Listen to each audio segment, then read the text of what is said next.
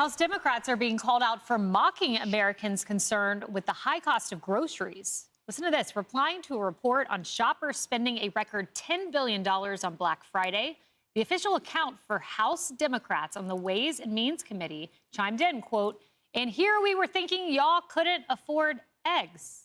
Wow. That tone-deaf post has since been deleted. I bet it has. Jimmy, my comms expert here, generally you don't want to mock voters.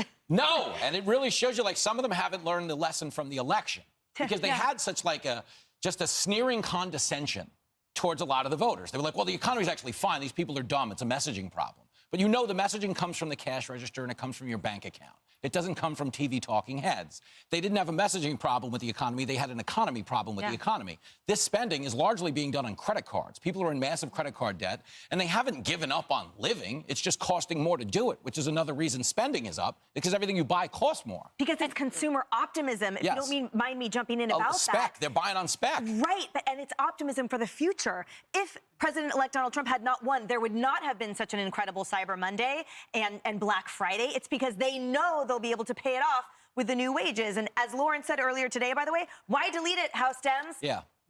Own your contempt for us. We know you feel that way. Paris. Well, and ex-posts don't go anywhere. You don't own the server. Right.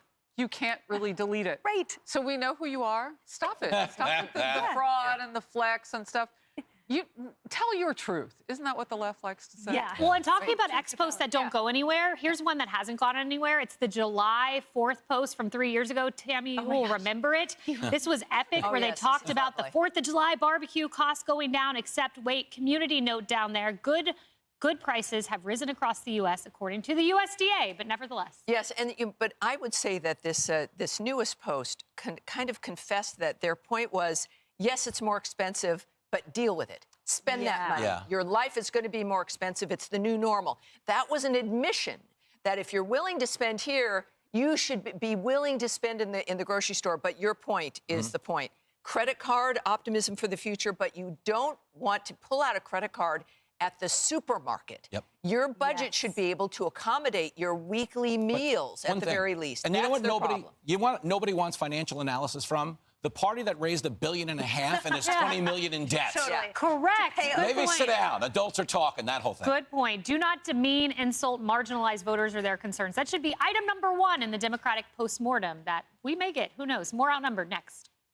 Hey everyone, I'm Emily Campagno. Catch me and my co-hosts Harris Faulkner and Kaylee McEnany on Outnumbered every weekday at 12 p.m. Eastern, or set your DVR. Also, don't forget to subscribe to the Fox News YouTube page for daily highlights.